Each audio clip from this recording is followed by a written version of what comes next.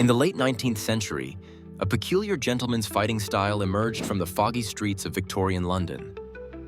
Imagine a blend of British boxing, Japanese Jiu-Jitsu, French Savate, and even an element of cane fighting. This intriguing mixture birthed a martial art known as Bartitsu, a technique famously referenced in the iconic stories of Sherlock Holmes, who used its principles to take down his fiercest foes, including the infamous Professor Moriarty.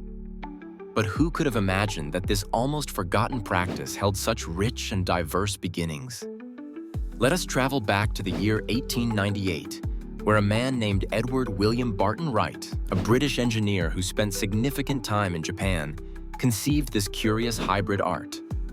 Inspired by his experiences in the East, Barton-Wright envisioned a revolutionary self-defense system that catered to the modern gentleman of his time. He called it Bartitsu, derived from his own name and the term Jiu-Jitsu, reflecting its foundation within the Japanese discipline. Bartitsu wasn't just a simple pastiche of different fighting styles. It represented a holistic approach to combat. Barton-Wright harmonized these techniques into a structured method, extensively teaching how to leverage an opponent's weaknesses. The Bartitsu arsenal included hand-to-hand combat maneuvers and a variety of improvised weapons, canes and umbrellas. Yes, in Bartitsu, the unassuming gentleman's walking stick became a weapon of choice. A simple umbrella was suddenly more than just a shield against the drizzles of an English afternoon. It could deliver quick, decisive strikes against an assailant. As Barton-Wright introduced Bartitsu to London through exhibitions and open training schools, the discipline gained traction. Magazines and newspapers picked up this novel approach to self-defense, or, as they called it, self-protection for ladies and gentlemen. The elite embraced the idea of learning a martial art that was both practical and sophisticated, perfectly suited for the dignified society of the day. However, as quickly as Bartitsu rose to prominence, it fell back into obscurity. By the early 20th century, Barton-Wright's schools closed their doors.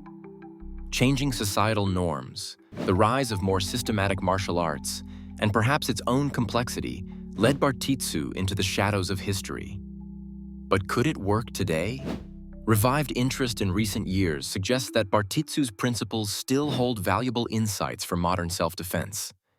Its essence, incorporating varied techniques to form a versatile fighting system, is being explored once more. In an era where understanding diverse skills is prized, Bartitsu's foundational idea of adaptability holds true.